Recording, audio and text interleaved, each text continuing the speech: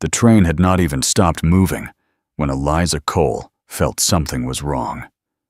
The iron wheels screamed against the tracks as the locomotive rolled into Brewster Station, Wyoming territory. Smoke curled into the wide blue sky. Dust swirled across the wooden platform. Men in worn hats and women in faded dresses waited for parcels, letters, and sometimes for people who changed their lives forever.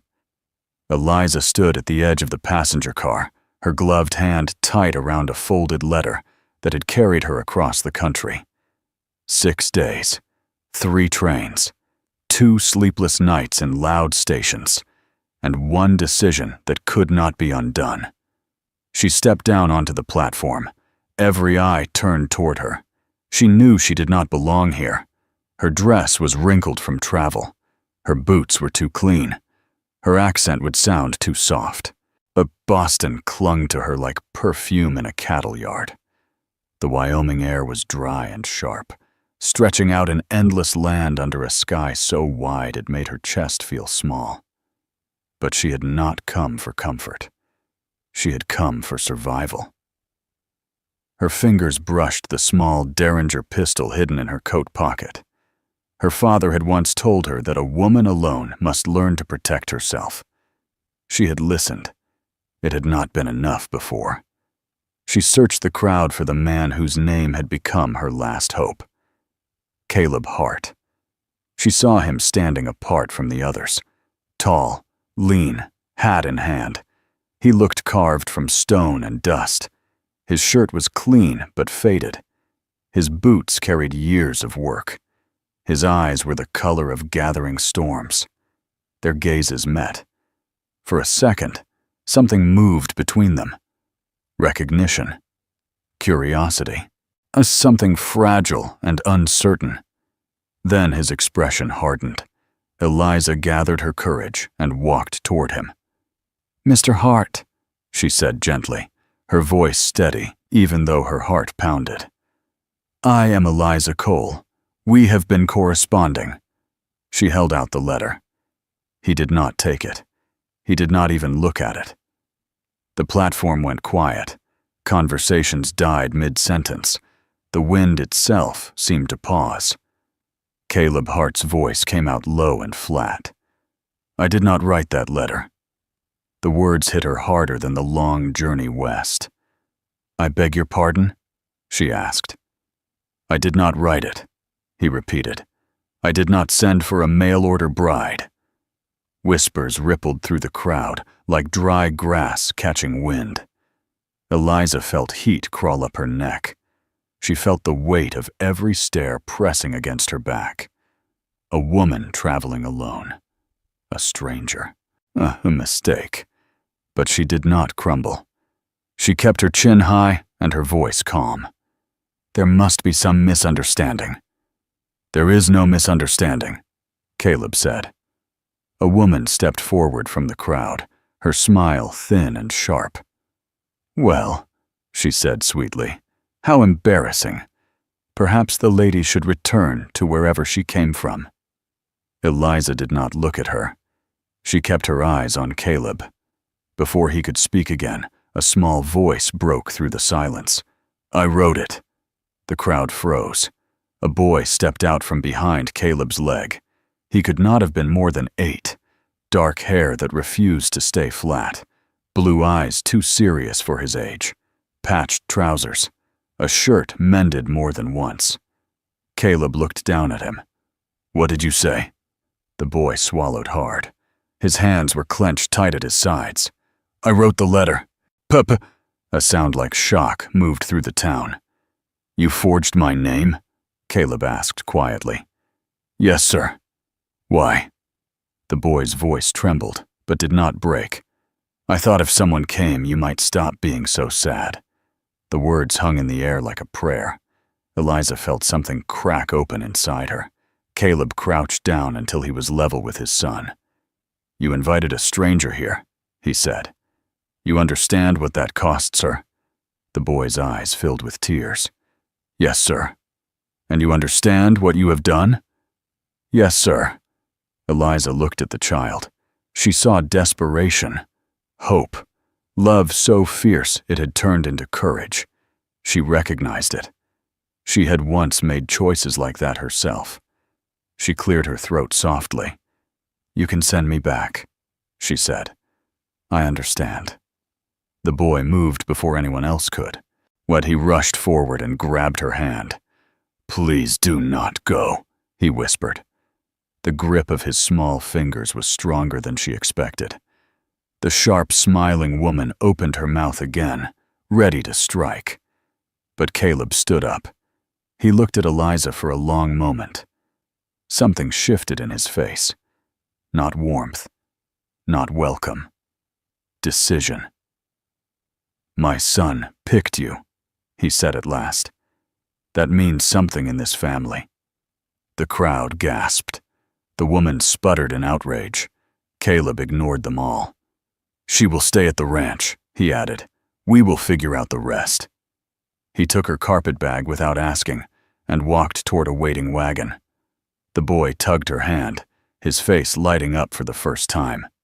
"Come on, Ma," he said brightly, "before Pa changes his mind." Ma. The word struck Eliza deep in the chest. She followed them. 5 miles of silence stretched between town and the Hart Ranch. The wagon creaked. The wind moved through dry grass. The land rolled out in quiet waves. The boy talked the whole way. About horses. About a dog named Brutus. About how the house had 2 stories and how his father made the same breakfast every morning. Eliza answered gently, trying to steady her racing thoughts. Caleb spoke only when necessary. The ranch appeared over a low rise, a solid wooden house, a barn well kept, fences stretching across open land. It was simple, strong, lonely, the kind of place built to survive storms. Before the wagon fully stopped, a large dog bounded from the porch, gray around the muzzle but strong. "This is Brutus," the boy said proudly. "He was Mama's. Now he is mine." Eliza knelt and offered her hand. The dog sniffed her and then licked her palm once. "He likes you," the boy whispered, amazed. "He does not like most people." Caleb was watching. He did not smile, but he did not object either. Inside, the house was clean and bare. No decorations, no softness.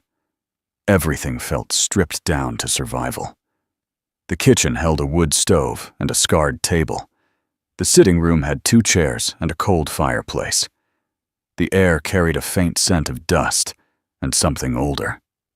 Grief. "Your room is upstairs," Caleb said. "End of the hall." "And yours?" she asked quietly. "The other end." Distance. She understood. That evening, she stood at the upstairs window and saw something that made her breath catch. A small, fenced grave near the edge of the property. A wooden cross. Fresh flowers placed carefully. Caleb stood before it, hat in hand, but he did not move for a long time. Even from this distance, she could see the weight on his shoulders. He was not a cold man. He was a broken one. That night, Eliza could not sleep. The bed was unfamiliar, the house too quiet, the wind too loud against the windows. She stepped into the hallway for water and nearly collided with Caleb in the dim moonlight. They froze. He wore only trousers. Scars crossed his chest and shoulder, rope burns, old bullet wounds.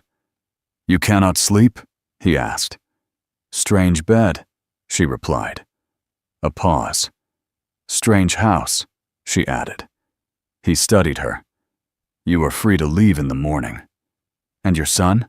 she asked. His jaw tightened. She met his eyes. "I am a widow too, Mr. Hart," she said softly. "I know what silence feels like." For a moment, something softened in his gaze. Then he stepped aside. "Get some rest, Miss Cole," he said. "Tomorrow we work." The next morning, she rose before dawn. She found flour in the pantry, bacon in the icebox. She set to work. When the boy came downstairs rubbing sleep from his eyes, the kitchen smelled of fresh biscuits and frying meat. His face lit up. "You cook?" "Sometimes," she smiled. They talked as he ate, about books, about stories, about horses. When Caleb walked in and saw his son laughing, he stopped in the doorway. He looked like a man who had forgotten the sound. Later that day, a calf was injured on barbed wire. Caleb moved to handle it alone. "I can help," Eliza said. He looked skeptical. "You ever stitched a wound?" "My father ran a horse farm," she replied calmly. He handed her the needle. Her hands were steady, her stitches neat. Caleb watched carefully. When their fingers brushed for a second, the contact felt louder than gunfire. That afternoon, she walked to the creek to fetch water. The rattle came too late. A snake coiled near her boot. "Do not move," Caleb's voice cut through the air. The shot cracked. The snake fell still. He lifted her onto his horse without asking and rode back hard. "Never go that far alone," he said tightly. I understand. Do you?" His hand stayed on her waist longer than necessary. For the first time, she saw fear in his eyes. Not anger. Fear. Late that evening, she learned he had once been a Texas Ranger, that he had hunted men across territories, that violence had been his life before grief had replaced it. And 3 years ago, fire and blood had taken everything from him. She did not yet know the full story, but she knew this. She had stepped into a house still haunted by one terrible night, and she was no longer the only one running from the past. Upstairs, she unfolded the letter she had carried across the country. She read it again. "I am not a romantic man, but I am a decent one." She looked out at the valley and whispered into the dark, "Let that be true." Because somewhere in Boston, a man named Marcus Webb had sworn she belonged to him. And if he ever found her here, this quiet ranch would become a battlefield. Eliza did not know it yet, but the storm coming for the Hart family was far worse than any blizzard Wyoming could send. And before it was over, blood would stain this land again. The storm did not wait long. 2 weeks passed at Hart Ranch, and something fragile began to grow between them. It was not loud, it was not spoken, but it was there. Eliza learned the rhythm of the place. She rose before sunrise, baked bread, packed lunches, and helped Noah with his letters at the kitchen table. She mended torn shirts and repaired curtains that had faded from years of sun. Slowly, color returned to the house. Caleb noticed everything. What he noticed the way laughter had started to echo in rooms that had once been silent. He noticed that Noah slept a little longer at night. He noticed that Eliza did not flinch at hard work or long days. She carried buckets, patched fences, and learned to saddle a horse again without complaint. And he noticed that she stopped looking like a stranger. One afternoon, while fixing a broken fence line, Caleb found himself watching her from across the pasture. She was trying to coax a stubborn mare into the corral. The wind pulled loose strands of her chestnut hair free from their pins. She spoke softly to the animal, steady and patient, until it followed her without force.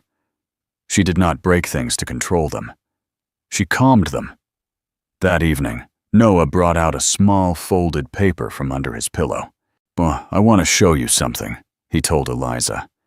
It was the original letter he had written. The paper was worn from being read too many times. "Dear lady who might become my new ma. My pa is sad, and I do not know how to fix him. He does not smile anymore. I think he needs someone to love. Please come help us. I promise I will be good. Noah Hart." Eliza had to blink back tears. "You were very brave," she told him. "I was scared," he admitted, "but I was more scared he would stay sad forever." That night, she tucked him into bed and kissed his forehead without thinking. He smiled in his sleep. But peace never stays long on the frontier. The first sign came in town. Caleb needed supplies, and Eliza asked to come along.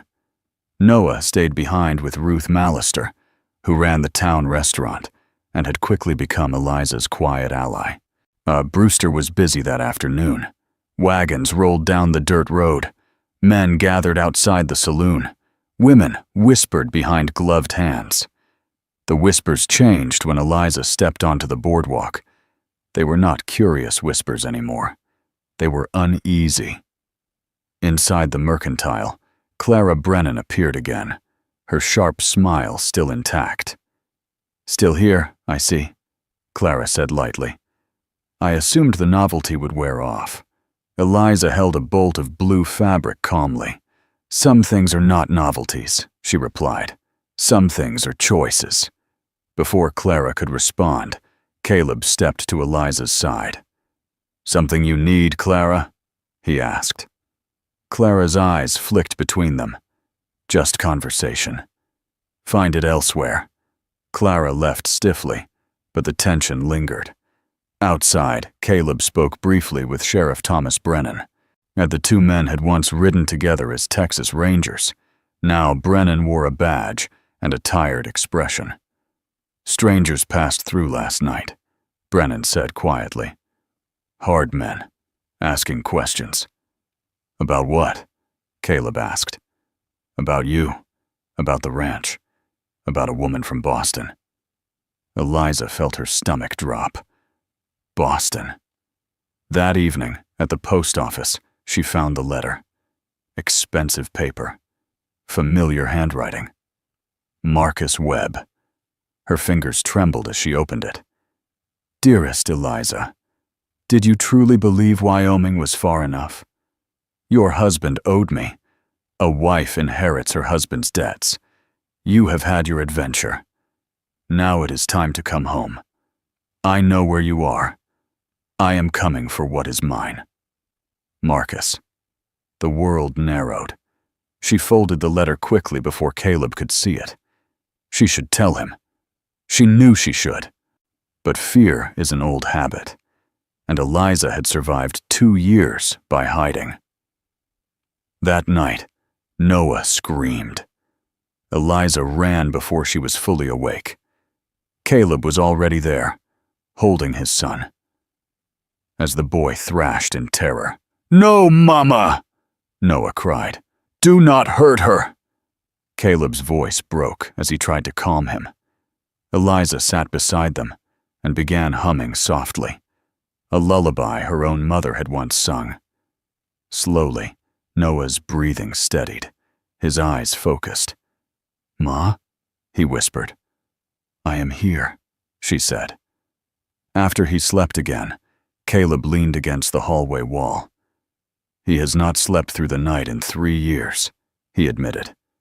"He will," she said gently. "Broken things can heal." He looked at her like he wanted to believe it.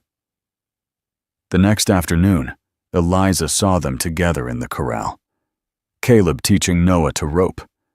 The boy missed again and again. But Caleb's patience did not break. Sunlight turned them gold. Eliza touched the letter in her pocket. She could not keep hiding. But before she found the courage to speak, danger found her first. She was leaving Ruth's restaurant when a man stepped into her path. He wore a red bandana loose around his neck. A scar cut across his cheek. His smile did not reach his eyes. "You must be Mrs. Hart," he said. "I do not know you." "You will." He leaned closer. "Man named Webb is paying good money to find you." Her blood went cold. "I think you are mistaken." He laughed softly. "We will see." He tipped his hat and walked away. 4 more men stood across the street, watching. Eliza drove home faster than she should have. That night, she told Caleb everything. About her late husband's gambling debts, about Marcus Webb, about the letter, about the man in town. She braced herself for anger.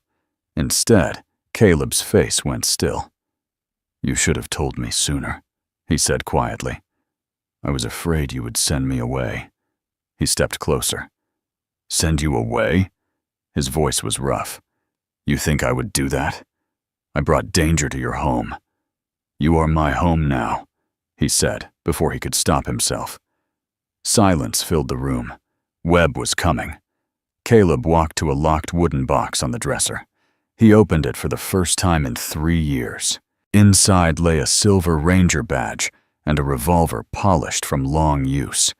He strapped the gun to his hip. "If he wants to come," Caleb said softly, "let him." A small voice spoke from the doorway. "Pa." Noah stood pale and trembling. "The man in town," he said. "The one with the scar and red bandana." Caleb crouched. "Yes?" "I have seen him before." "Where?" "The night Mama died." The room went silent. "He laughed," Noah whispered, "while she was on the floor. I remember his face." 3 years of grief hardened into something sharper. The man hunting Eliza was one of the men who had killed Sarah. Caleb stood slowly. "He will not laugh again," he said. 5 days later, the train would bring Marcus Webb to Brewster. And this time, Caleb Hart was not running from war. He was waiting for it. Saturday came with a sky the color of dried blood. The valley was too quiet. Caleb had been awake since before dawn. He checked his revolver twice. Then again. The silver ranger badge lay on the table. He stared at it for a long moment before pinning it inside his coat.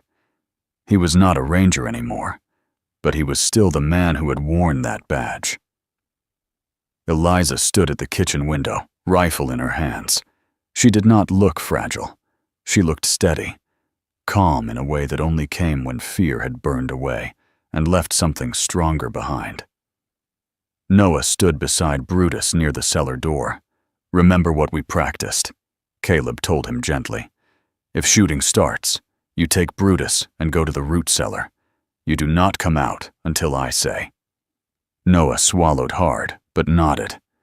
"I will not run," he said. "You are not running," Caleb replied. "You are surviving." Hoofbeats echoed across the valley. 6 riders appeared over the ridge. Behind them, a black carriage rolled slowly forward. Marcus Webb had arrived. The riders stopped at the edge of the property. Dust rose around them. Hard men on hard horses. Guns visible. Faces without mercy. Webb stepped down from the carriage, dressed in a fine suit that did not belong in Wyoming. He looked small against the land, but his eyes were sharp with hunger. Caleb walked onto the porch. "You are trespassing," he called out. Webb smiled thinly. "I am retrieving my property." Eliza felt those words like a knife. "I am not your property," she said loudly from the window. Webb's gaze lifted to her. "You were bought and paid for, Mrs. Cole. Your husband's debt did not vanish with his death." "My name is Hart," she answered. And the scarred man with the red bandana rode forward. His grin was cruel. "Same ranch," he said to Caleb. "Nice view. Shame what happened to your first wife." The world narrowed. Caleb's voice went cold. "You have 60 seconds to turn around."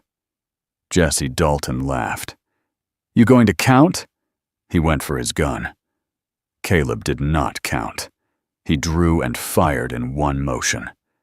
Jesse fell before he could pull his trigger. Gunfire exploded across the yard. Eliza fired from the upstairs window. One rider dropped from his horse. Another took a bullet in the shoulder and screamed.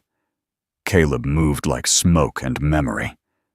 3 years of grief had not slowed him. It had sharpened him.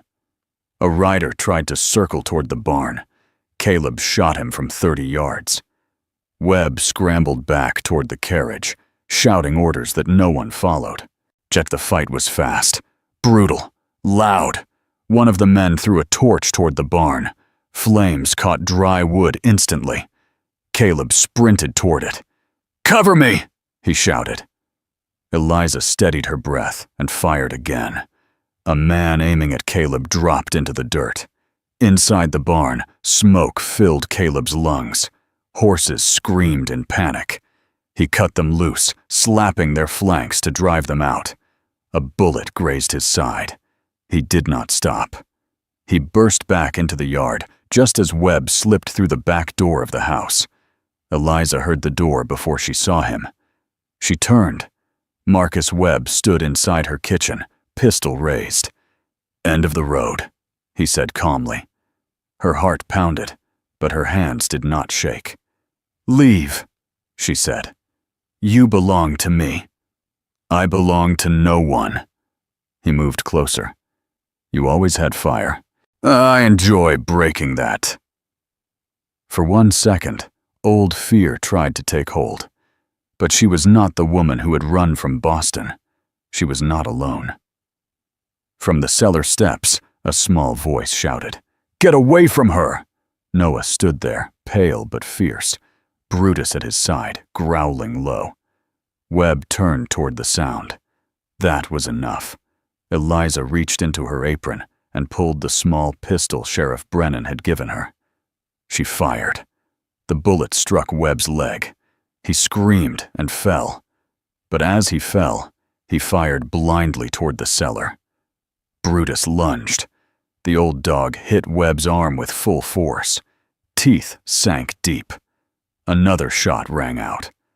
Brutus fell. Noah screamed. Caleb crashed through the door at the same moment. He saw Webb bleeding on the floor. He saw Eliza standing with a smoking pistol. He saw Noah kneeling beside Brutus. And he saw Jesse Dalton's younger brother rising behind him with a rifle aimed at his back.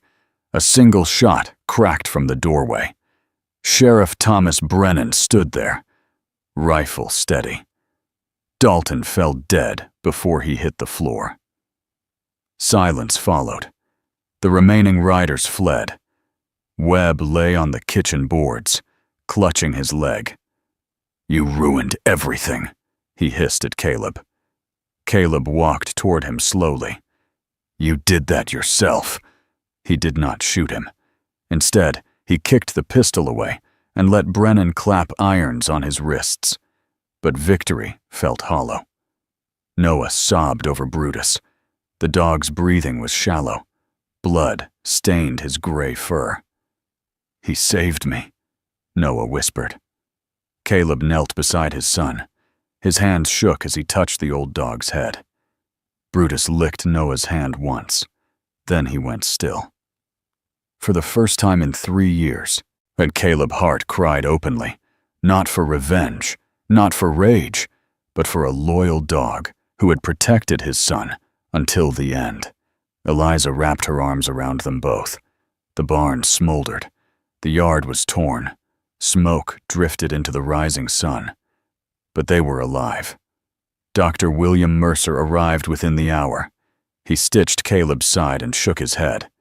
"You are lucky," he muttered. "Luck had nothing to do with it," Caleb answered. Webb was taken to the jail under heavy guard. Papers found in his coat tied him to the Dalton gang. Letters proved he had hired them 3 years earlier to send a message to a rival. Sarah Hart had been that message. When Caleb learned that truth, something inside him finally settled. The guilt he had carried for 3 years shifted. It had never been his failure. It had been Webb's cruelty. But the town came quietly to help rebuild the barn. Men brought lumber. Women brought food. Even Clara Brennan arrived with bandages and awkward apologies. "I misjudged you," she told Eliza stiffly. "We all misjudge," Eliza replied gently. Brutus was buried beside Sarah. Noah insisted. He waited for her, Noah said through tears. Now he can wait with her. A month later, Marcus Webb stood trial in Laramie. The evidence was overwhelming. He was sentenced to life in prison. He died there the following year. Peace returned slowly to the valley. One evening, Caleb found Eliza on the porch, watching the sunset. "We never did this properly," he said. She smiled softly. "No, we did not." He pulled a small gold ring from his pocket. "I am not a romantic man," he began, "but I am a decent one. I have land, a home, and a son who needs you." He knelt carefully, his side still healing. "I need you. Will you marry me for real this time?" Tears filled her eyes. "Yes." The church in Brewster filled beyond capacity the following Sunday. Noah stood proudly at the front. When Eliza walked down the aisle alone, Noah stepped forward halfway and offered his arm. "I picked her," he told Caleb in a loud whisper at the altar. "You better keep her." Laughter and tears filled the room. Caleb took her hands. "You came here a stranger," he said. "My son saw what I could not. I choose you now, every day." "And I choose you," Eliza answered. "I stopped running when I found you." They kissed. The town cheered. Months later, spring painted the valley green again. A new barn stood stronger than before. Noah slept through the night without nightmares. Eliza stood on the porch one evening, with her hand resting over the gentle swell of her belly. Caleb wrapped his arms around her from behind. "How is the newest heart?" he asked softly. "Stubborn," she smiled. "Good," he said. "They will fit right in." At the edge of the property, lavender grew beside Sarah's grave. Eliza visited sometimes, not out of jealousy, but gratitude. "Thank you," she whispered once, "for loving them first." The wind carried the scent of lavender through the valley. Inside the house, Noah's laughter echoed. Caleb looked at his family and felt something he had not allowed himself to feel in years. Hope. And it had started with a letter written in a child's shaky hand. "My son picked you." Sometimes family is not about blood. Sometimes it is about the people who choose to stay. And sometimes the bravest thing a broken heart can do is love again.